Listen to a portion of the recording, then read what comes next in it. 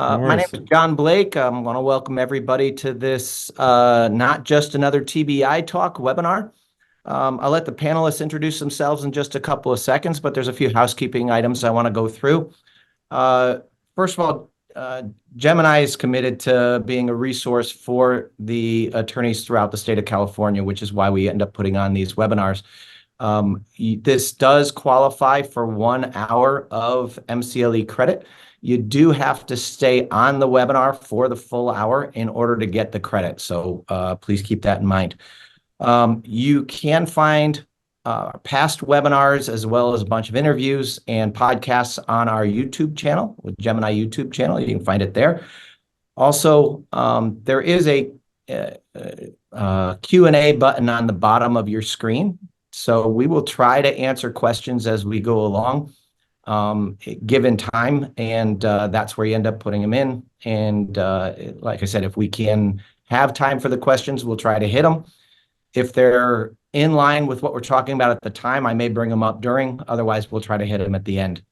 But I appreciate everybody being on. And with that, I'm going to go ahead and let these guys introduce themselves. So, All Brendan, you right. want to?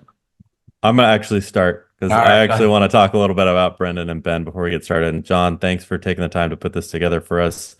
Um, you reached out to me originally and were like, "Hey, we want to do some TBI talk," and I was like, "This is the talk. These are the people that I want to be able to speak intelligently about it because not only do I have fun speaking with him, I learn stuff every time I get on stage with Ben or I'm talking with Brendan. I learn just about as much as I'm talking in general. So I tend to want to talk less and let them speak more so that I get the good end of the deal where I learn a bunch of stuff. So just to let everybody know, if you don't know Ben Coughlin and Brendan Way, Google Brendan Way and you can see his list of results are 8 figures all over the place on his bio. He took over as a senior lawyer in 2022 for the firm he was working at. And then Ben Coughlin, author, speaker, friend, he's written all these articles all over the place, and he knows the medicine so well that you can ask him about a white paper, and he will basically be like, "Yeah, but you need to go look at this one also," which doctors don't even do that. So I just want to say that as by way of introduction of there's a lot of people that talk about they do TBI cases. These people know the medicine so well that they correct the white papers and are like, here's where this is wrong. So Well, that's I just wanted to say that before we get started. thanks, Taylor. Let's make sure we introduce Taylor to in addition to being one of the rock star trial attorneys at one of the best firms in the state, which has led the way on brain injury cases for quite a long time.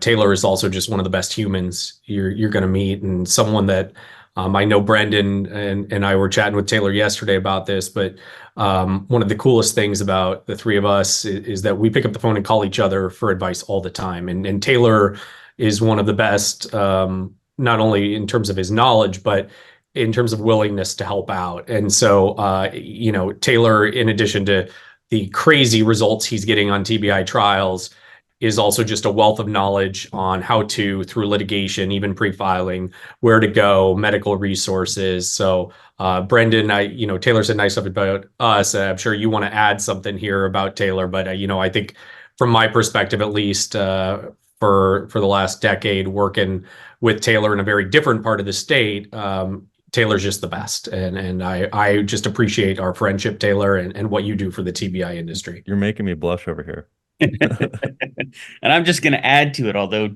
Ben pretty well covered it. First became aware of Taylor a few years ago because, frankly, all of my favorite experts were talking about this guy, Taylor Ernst, who, really had some great ideas and was actually the one that was really doing the work on the cases and coming up with the better ways to handle cases. And finally, Taylor and I met at a conference a few months back, and it was like, oh my God, there's the person that, I've been hearing about for all these years. It was And pretty funny. Yeah, we showed up and we're like, I've heard about you for like the last half decade. This is cool. and so All right.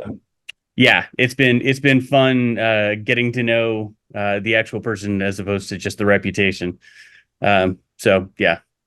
So, John, if you want to ask a question or two, we're going to do this just so everybody's watching can kind of understand.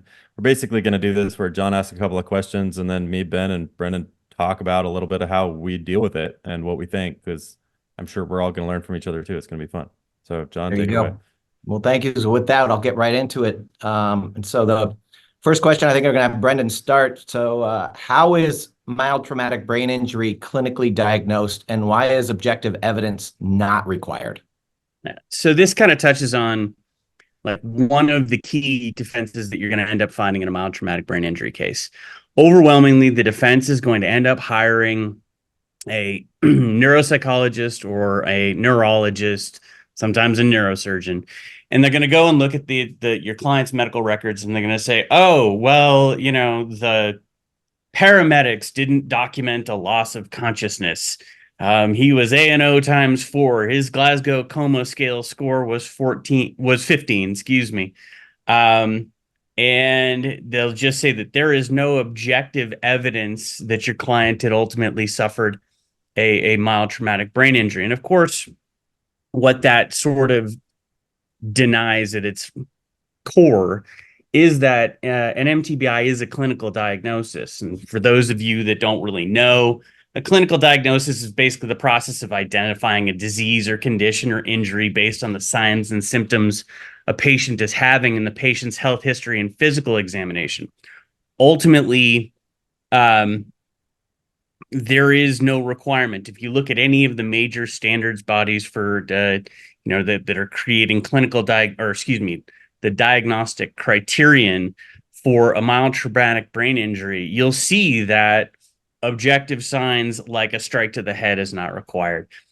Positive findings on CT is not required. Positive findings on conventional MRI is not required. And so ultimately what ends up happening is that your client is predominantly conveying their subjective experience to a doctor, and the doctor is then applying their own clinical judgment as to whether or not your client has suffered a mild traumatic brain injury.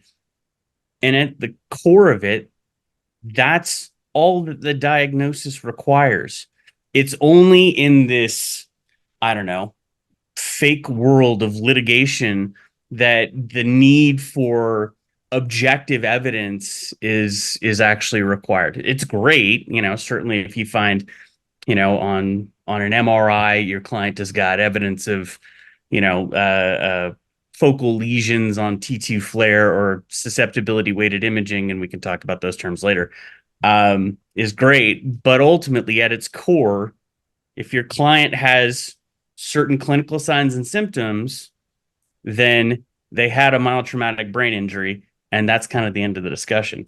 So I want to jump in here because one of the things that the defense always tries to beat my people up with is Glasgow Coma Scale 15, Glasgow Coma Scale 15. One of my favorite questions, and I want everybody else to start using this, is you ask the doctors, when did they come up with the Glasgow Coma Scale? And the next follow-up question or two is they actually invented the Glasgow Coma Scale before MRIs existed. And like you hear that and you just go, huh. like there's some interesting ways to cross with that. And hey, the defense has been talking about the Glasgow Coma Scale for the last 20 minutes, right? When was that invented? When were MRIs invented? So this was invented before MRIs, and this is what they're saying is, it's there. Yeah, it's not great. I think Brendan handled most of kind of the description of what clinical diagnosis means. I think the only thing to add here that sometimes confuses some lawyers that start handling these cases that may not have a lot of experience is that's not unusual in medicine. A clinical diagnosis is not unique to brain injury. A clinical diagnosis is the process by which all doctors learn medicine.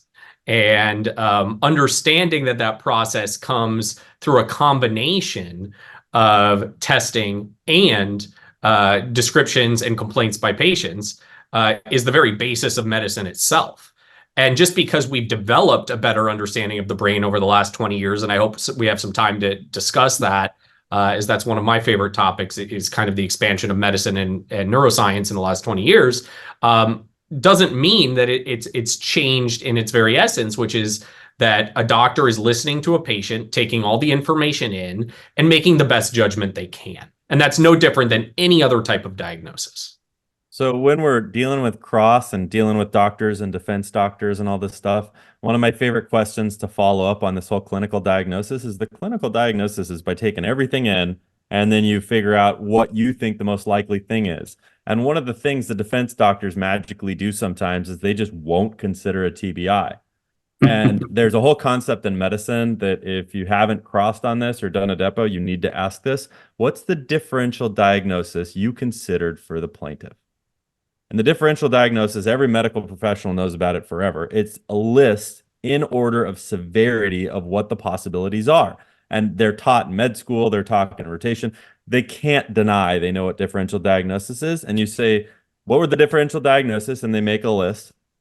And then you ask the follow-up question of, what did you do to rule out a traumatic brain injury on the differential diagnosis? And they will not have an answer. I don't, my clinical judgment, this, that, this. My question was a little different, doctor, and do not let them escape. The number of times I'll ask this, and you'll get 3 pages of junk in the deposition the first time you ask this because they're dodging and dodging and dodging. And you just keep saying, that's not exactly my question, doctor. My question is, what did you do to rule out a traumatic brain injury?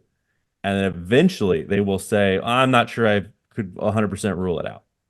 Which, by the way, one of the main ways we do that is by treating and testing, right? That's all medicine. So I'm sure all of our attendees here have someone they know who has had some sort of medical condition that the doctors couldn't figure out for a period of time.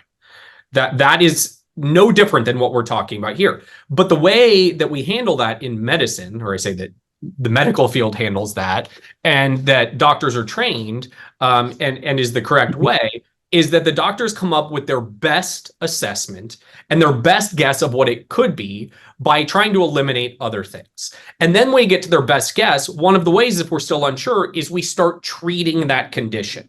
And if the treatments work, that is by definition proof of what the doctor thought the underlying issue was. If the treatment doesn't work, then we try something different and we go a different direction. And so what Taylor's saying there makes a lot of sense, right? If you have a client, a patient, in our office we call them survivors, but if you have a client who is going in and is seeing treatment as is improving, it's counterintuitive sometimes in these cases, but Taylor and I talk about this all the time. The best thing that can happen in your brain injury cases is for your clients to improve, because it is proof. It is actual proof of the diagnosis itself, because you are treating them through that. And so as we talk a lot about experts and crossing experts, that's the path I love to go down, which is that when I have an expert saying, no, it's not this, it's something else.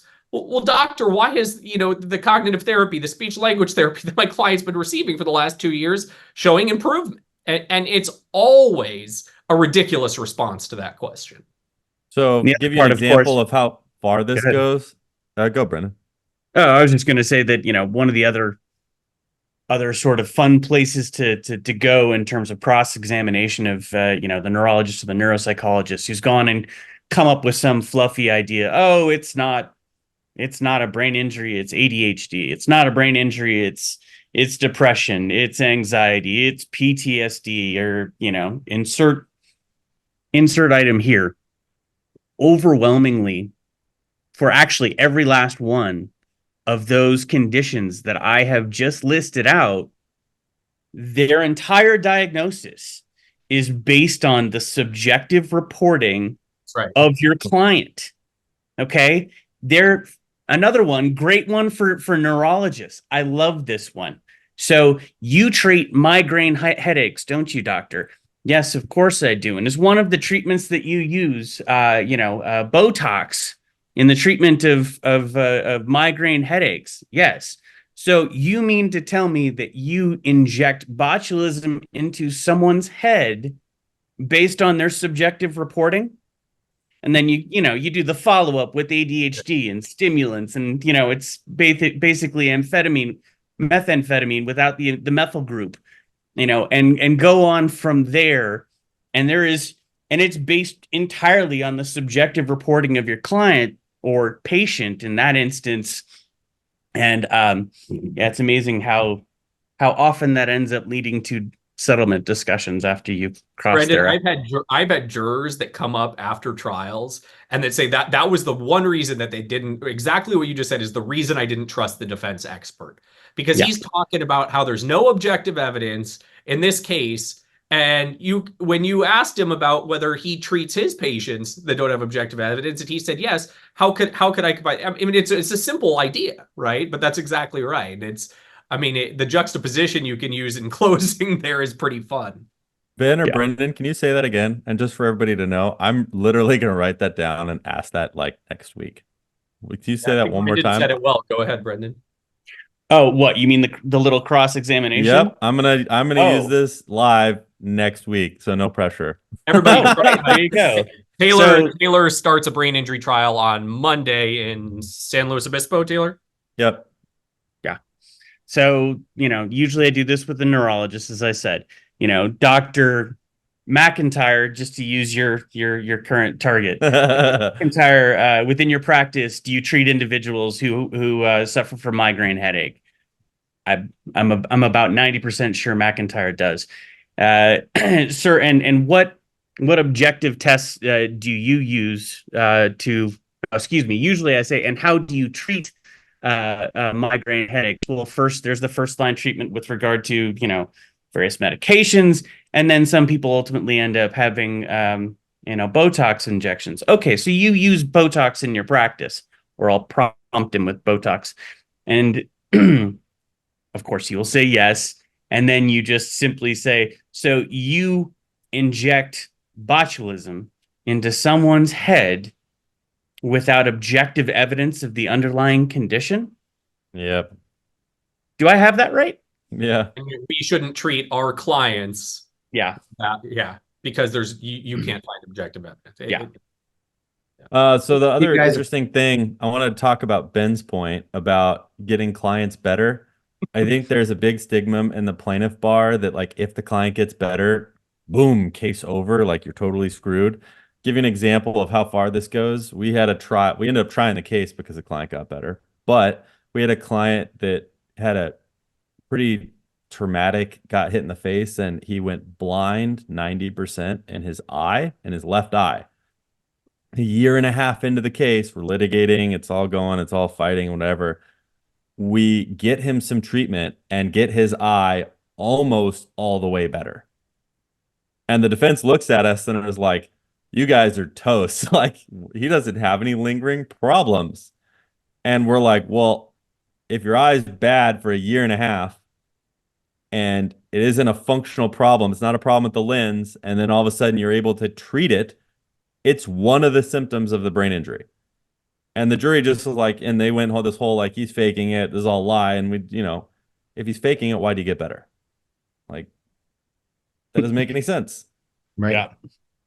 Yeah. And the defense, they zero offered the entire case, even through trial, when one of the jurors' questions was, do we award for each item of non-economic damages or one lump sum? They still said no offer. And we're like, okay.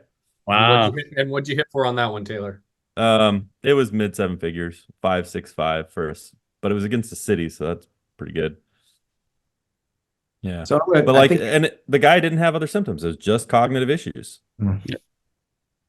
So I think you answered this next question already. It's how can lawyers deal with the subjectivity of defense medical examinations in TBI cases? Sounds like you just answered that. Is there anything else to add to that? I mean, I would say in general, well, I should say specifically, because I'm going to talk about specifics. I handle each different expertise a little differently. All of us, depending on the type of defense DME we're talking about, whether it's a neuropsych, a neurologist, a neurosurgeon, whoever it may be, it may be a little different. But ultimately, in the case itself, the framing of your case, the explaining early on to the adjuster and the defense lawyer, the framing of the medicine is important. And then ultimately to a jury, the same thing. You have to be able to frame it in terms that are understandable and can be appreciated by whatever party you're directing it towards. And with regard to DMEs, typically what we see, and I think we're going to talk about this in a minute, is the same testing our experts are going to do but coming up with completely different conclusions, right? And so why is that? What is the basis of that? And before we get into, I think all of us want to talk about the different defense positions, but I think ultimately we have a huge advantage on the plaintiff side now in this regard, which is that almost all defense positions in these cases are based on outdated medicine, outdated science. And that is completely accepted across the board in medicine now. 10 years ago, it was much more difficult. When I started doing this, 14, 15 years ago, these cases were much, much harder in that regard.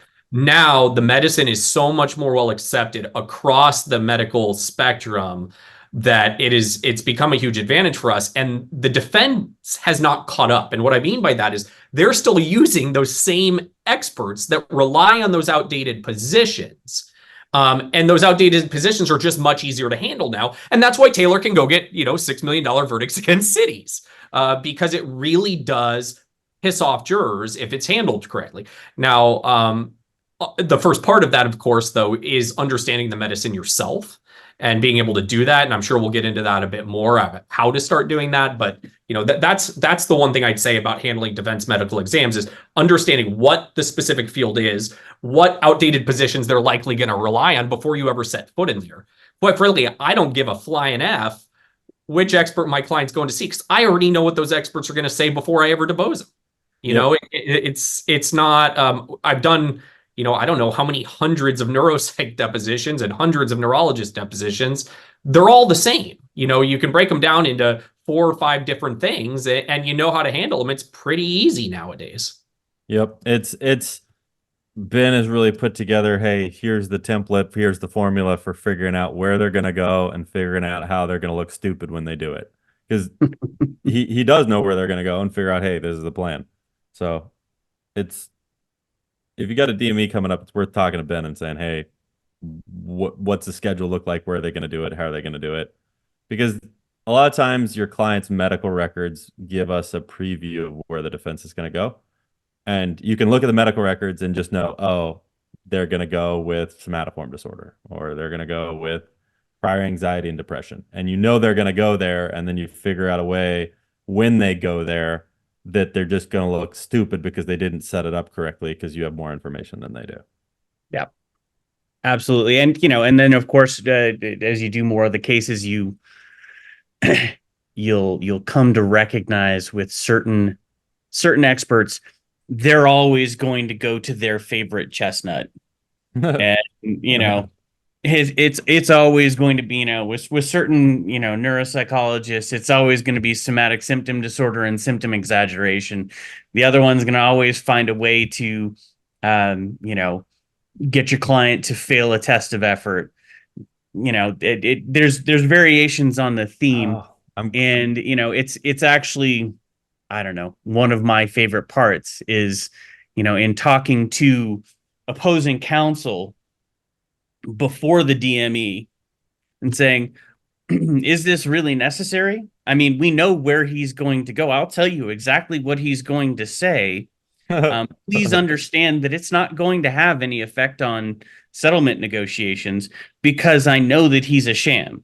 So, you're welcome to waste your carrier's money and our collective time. That's fine with me, but know that this isn't going to have an effect on where this case is going. So 2 things that I think are worth talking about. We have to stipulate to having the defense do a neuropsych exam, or they have to go get an order. I've started doing a thing where I did this 2 days ago. The defense is like, we want to do a neuropsych exam. And I said, I'll stipulate to a neuropsych exam with all these things and send them our stip or whatever. But I said, I will not stip to an exam if they do more than 80% of the work for the defense. And I just said, they're not going to do that. Like, I'm not going to let you send them to Boone or Kalkstein or somebody or whatever. Like, I'm not letting you do that. You got to pick someone that's more middle of the road, and then I'll stip. And I put that in an email, and I said, if you go to court, this is going to be exhibit A of why I'm not agreeing to your exam, is because you're hiring a total gun that isn't neutral. Man, and they have this position on that. I love problem. it when they Kyle Boone. Man. I know. And I've actually had the court, I've had this fight, and the court's looking at it going, defense, what's the deal here? Like, it just starts the credibility war early where they're just looking real bad. here's a transcript from Boone, 95% for the defense. Here's where she's been excluded. Here's where she doesn't turn over her raw data. This is why I don't want to hire her. We want to hire her. Okay. We did The have judge a is question looking come at him in. like, Walmart, you sure that's where you want to go there? Like, I know it's your truck, but like, I'm not sure that's a good call. The world is becoming more limited for those, for defense lawyers, and that's why we still see the same defense doctors we saw a decade ago. It really is, and those people have made a fortune off of it. But you can see the younger generation of defense doctors is way behind the younger generation of plaintiff doctors or middle of the road doctors, let's say, that accept modern medicine. Yeah. Or the same argument we get all the time, in these cases, and I can't tell you how many times we've fought this. I'm sure pretty much every MTBI case we do, at least, most neurologists on the defense end that you see over again are still using the outdated 3-month method, which is basically to say that no MTBI that is not complicated lasts longer than 3 months. And then they like to say, oh, and that's based on my experience. What that's truly based on is a meta-analysis. For any of you who don't know what a meta-analysis is, a meta-analysis is a study of studies, okay? So they look at a whole bunch of literature, and then they combine all the literature, and that's called a meta-analysis. Well, where that 3-month date came from was actually a meta-analysis done in the 1980s. Guess what? That meta-analysis was done by a neuropsychologist, not a medical doctor. And yet medical doctors have been relying on that for 30 years in litigation only. No one relies on that outside of litigation. And that is still cited all the time. And then they like to, back up and say, well, that's based on my experience too as a doctor.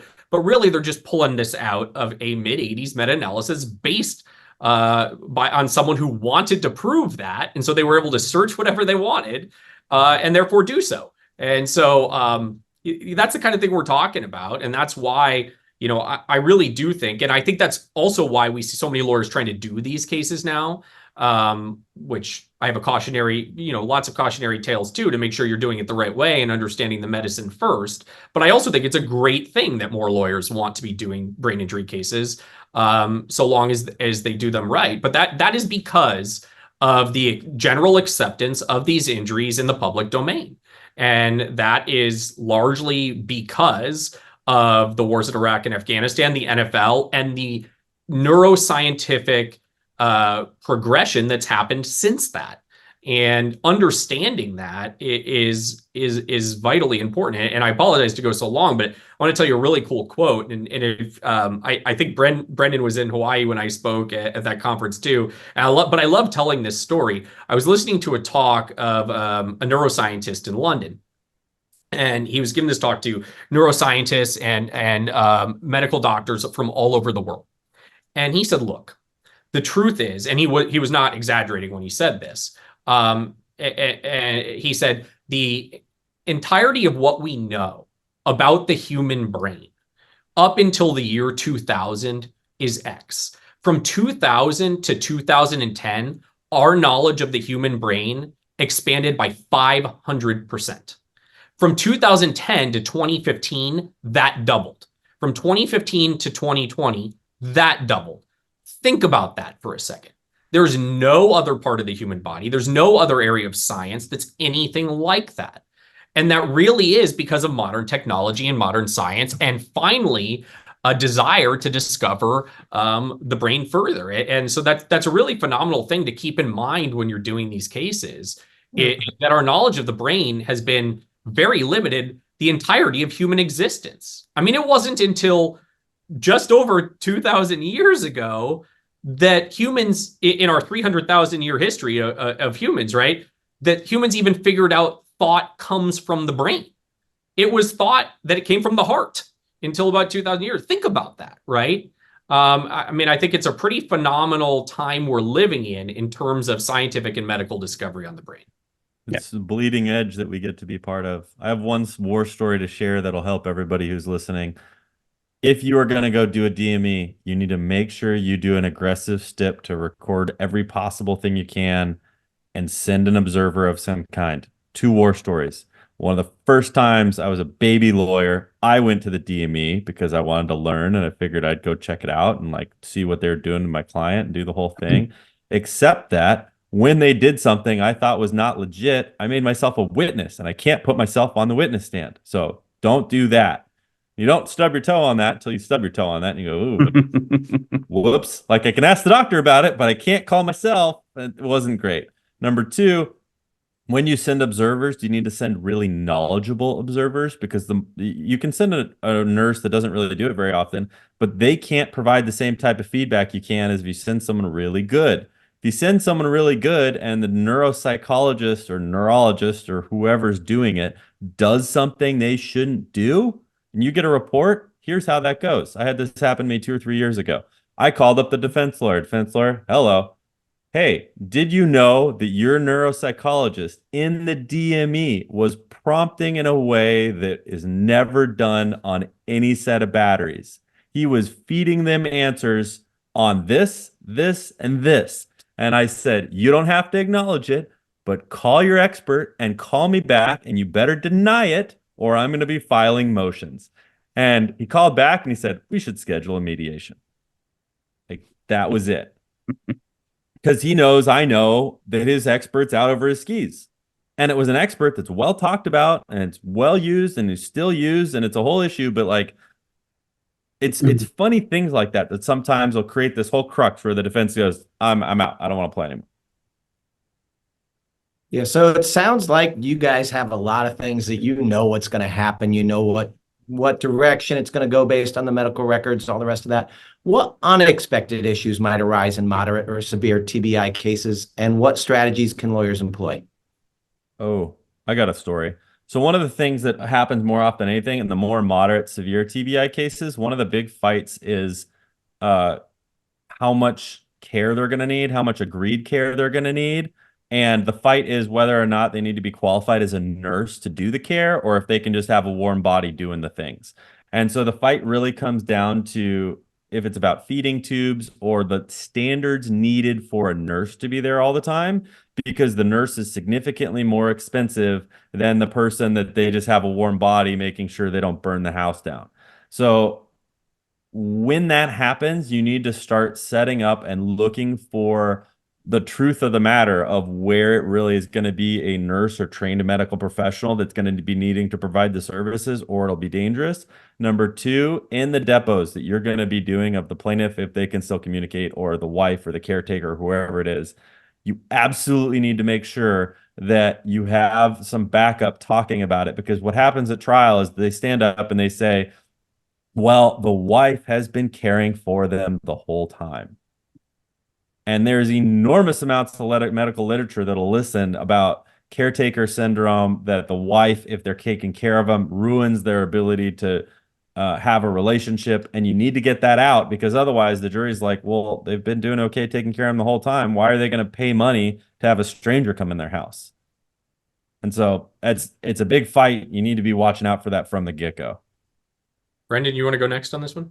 Sure. I mean, I think another major one that comes out of moderate and severe is have a conversation with your experts, particularly the medical doctors, about where they come down on life expectancy. Because the reality is, yes, please do this. And you will forget because it's such a small thing. Yeah, it's one of those things that you just don't end up thinking about. It's so simple. You haven't given the instruction to your neurologist, your physiatrist, whomsoever, that they're not touching life expectancy, and you learn that your, life care plan that you've done your, back of the envelope calculations on was $50 million is really going to end up being only $10 million because your client's only going to live 10 years. Yep. And it will absolutely screw up your case, and the defense loves looking for it. And it's so easy not to think about, because if they have a severe brain injury and they have issues with, again, the nurse that needs to be in there, sometimes they'll give an opinion, oh, hey, they only are going to live 7 years with this condition, or they're only going to live 10 years. And all of a sudden you just lopped off 30 years of future life care plan because yeah. And I Scary think stuff. that another major point along those lines is that a lot of the defense experts, particularly, have looked at some studies that were done by several scientists by the name of Brooks, Chevelle, and Strauss, that have looked at the life expectancies for individuals with moderate. Well, actually, they did all the way from mild through severe traumatic brain injury. And if you just look at the articles themselves, you can come to wildly different conclusions as to what it is that they're actually saying if you're being overly literal with it. And the insider tip is that one of the key authors, Chevelle, actually wrote a chapter in a book called Brain Injury Medicine Principles and Practice, where he put a whole lot more meat on those bones and really showed that a lot of these defense experts are actually massively manipulating what the data actually showed from these studies, and it's gold for cross-examination. So I think on moderate and severe cases, actually, it's not something unexpected that comes up. It's a general mistake I see pretty much across the board on these cases. And typically, I think for all three of us here, is we usually get called in once the case is either ready to be litigated or it's about to go to trial. And oftentimes, gosh, I can't tell you how many times Taylor and I have the discussion about how it's too late. And I Thank think you for bringing that up. Yeah, and I think the big mistake I see in moderate and severe cases over and over and over again is lawyers saying, oh, it's a moderate severe case. This is easy. I can handle this, differently than I would handle an MTBI case because it's going to take care of itself. That couldn't be further from the truth. Yeah. In your moderate and severe cases, making sure the medicine is handled correctly, that your clients are getting treated correctly, is twice as time consuming, twice as expensive, and requires you to be twice as on top of it as any MTBI case for a number of reasons. One, the different specialists typically necessary to help the clients to improve are going to be more, just in simple numbers. And not all specialists are created equal.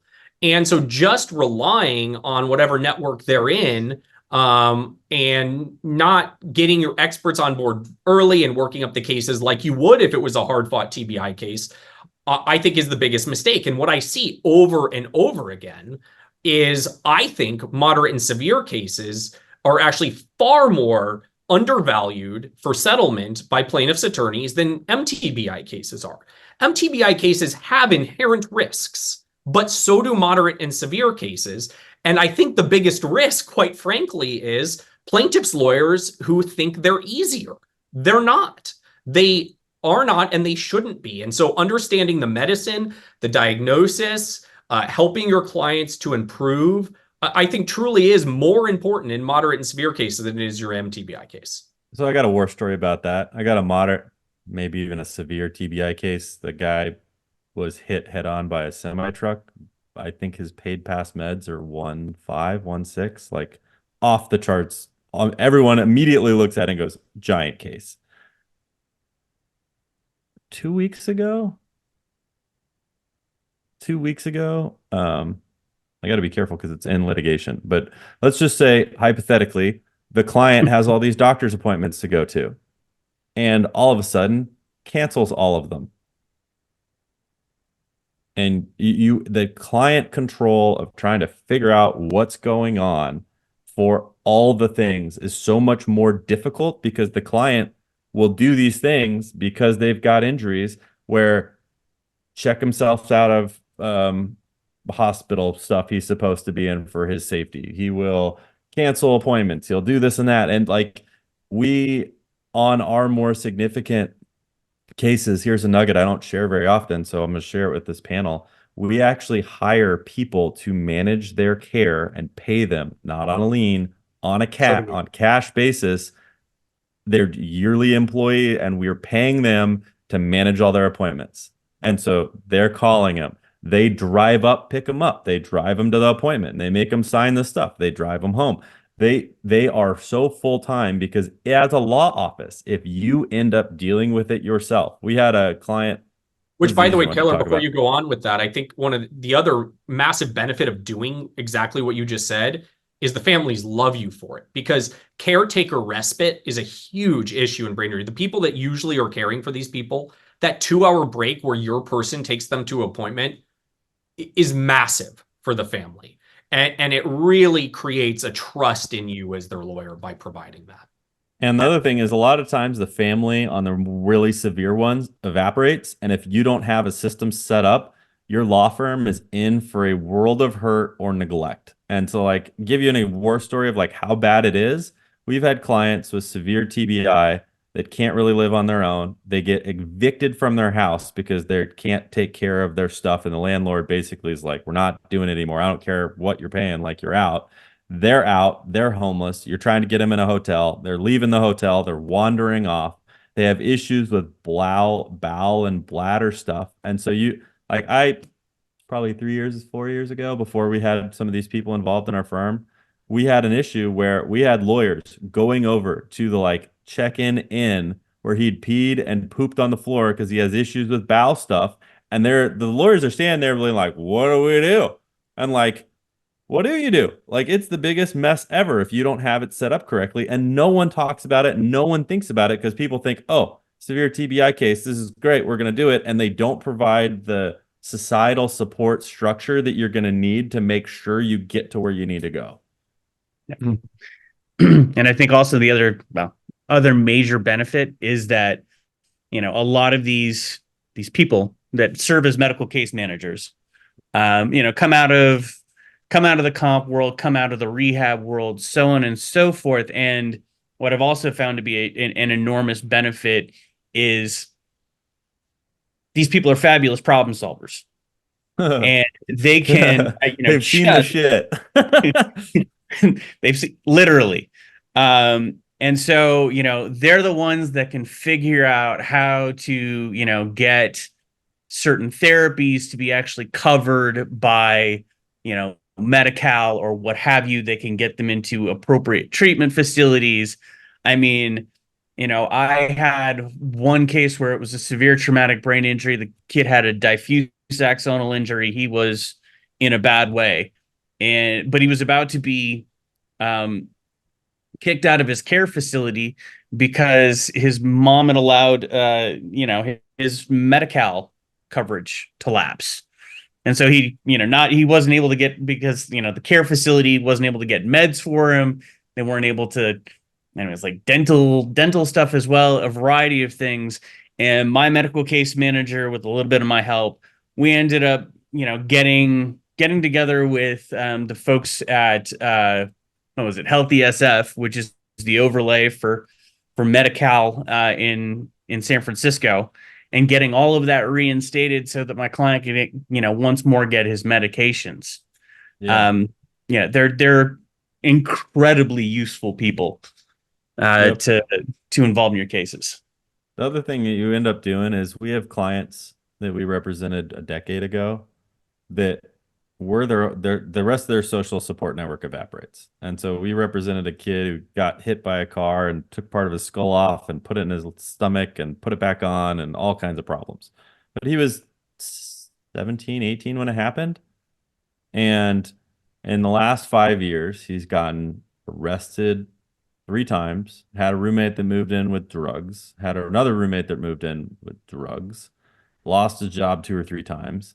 And he's got no one else. And because we've represented him, like, we keep helping him. And we've, I think most recently we got him a job as a park ranger, just like watching over the grounds, and like got him out of the situation. But like, these are lifetime cases where like the money's gone, but like they don't have anyone else. Like, this is it. Like, you're their support network, and you need to have the resources put together to like deal with it. Like, you can say, hey, I just don't answer the phone when that crazy guy calls again, but like, that's not why you're doing these cases. Right, so I had a couple of questions asking for if we have a depot transcript that you could share, or a list of doctors who are open-minded that you could share and well-versed in modern medicine, particularly regarding traumatic brain injuries. If you guys have any of that information that you'd like to share, I'll just email it out to everybody after. Okay. Yeah, I mean, that's a common question, and Christy, thank you for that question. I think the most helpful thing for you would be for you to tell us more specifics about your case. There's no way to say a list of doctors who are good on modern medicine. I think the specifics of not every TBI case is made the same. And I think that's a common mistake, especially on MTBI. People think because of mild traumatic brain injury, oh, there must be cognitive issues. I do just as many headache migraine cases as I do cognitive cases. We were talking about, I do a lot of post-traumatic epilepsy cases, even exhaustion cases and sleep issue cases. So the first question is, what are your client's symptoms? Any one of the three of us is going to ask you Yes. that. Question Yes. two is, where are you located, so that we can help you get to the right people. And then three is going to be, what care has your client already had, and who are they seeing? It's not always beneficial to take your client out. In fact, it's usually not beneficial to take your client out of their general health system. A lot of the time, what we would recommend to you is you just help them navigate that system. Lean doctors are not always the answer in brain injury cases. And in fact, I think all three of us would agree, almost always they are not the answer. And so kind of with that understanding, I'm sure any one of us, if you want to give us some more specifics, would be happy to guide you for free. And if you just want to give us a little more information about what you're looking for. So, just to give you a brief example, what I'm talking about, here in San Diego or Los Angeles, I would hire entirely different neurologists, for example, whether it was a migraine case, a cognitive case, or a post-traumatic headache case. Yep. And even within just the headache field, I use a different doctor for PTH, which is post-traumatic headaches, than I do for post-traumatic migraines. And there's a number of reasons for that. But that's the kind of stuff you need to understand when you're doing these cases, is that though really understanding your client's specific and individual symptoms are what guide you to help you get them the right care. And even more importantly, guide you to help get the right experts.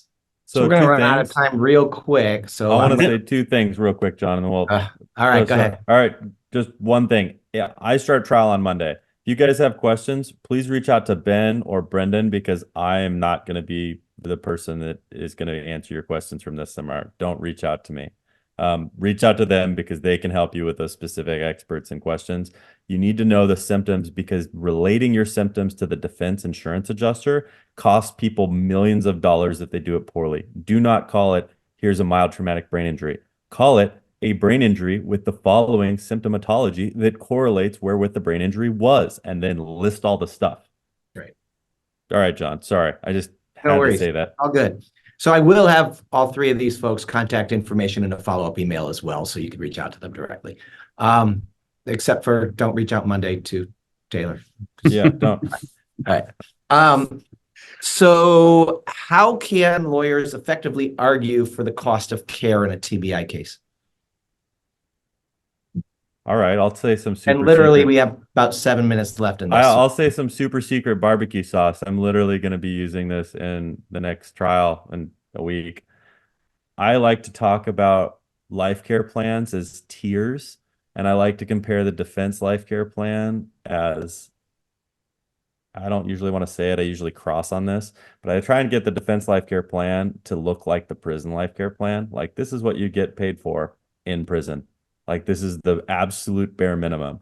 Then I have like a more middle plan, and then I have like a more restorative plan of, like, if you're going to put them in the same situation they were before the accident, you'd go with the restorative plan, because that's what the law says in California.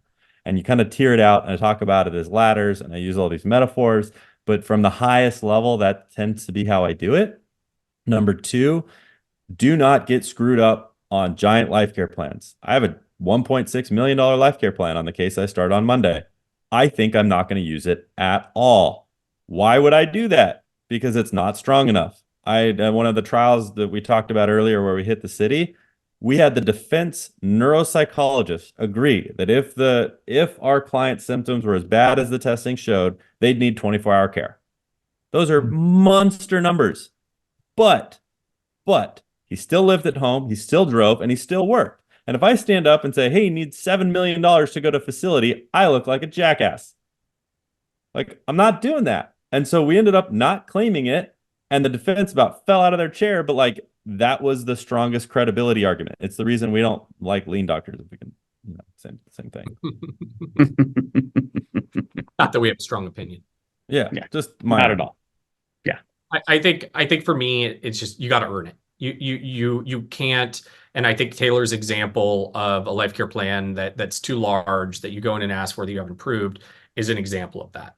I think whether it's in litigation before trial or in trial, you have to earn what you're asking for.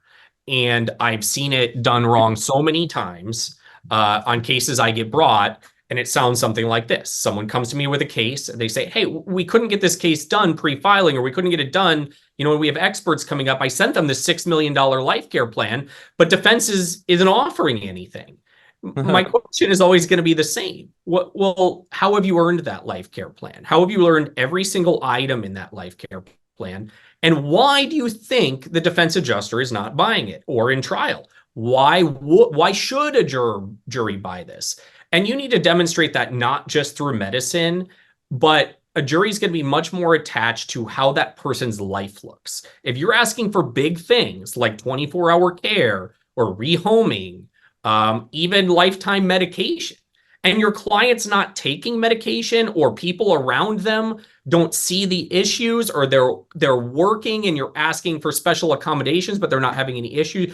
Each item, especially big ticket items that you're trying to get, you must earn.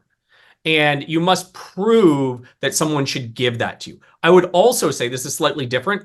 All the little crap that looks stupid, get rid of it. The shower chairs, the shit to Target, I just hate going into trial and my life care plan standing up there getting crossed about why this guy should have a $3,000 shower chair instead of a $40 shower chair from Target. It makes you look stupid. And it's such a drop in the bucket compared to everything else. It just makes you look less credible. Yep. Yep. And then you have a thought. I have another story to Yeah, share after you. my one. You guys have covered a lot of stuff, around the life care plan itself. But I think that one of the other things that I really do, in fact, enjoy doing, kind of riffing off of what Taylor was discussing earlier, particularly in a damages trial, when the defense is attempting to say, oh, we have accepted responsibility for this terrible accident, and that's why all we're really talking about is damages.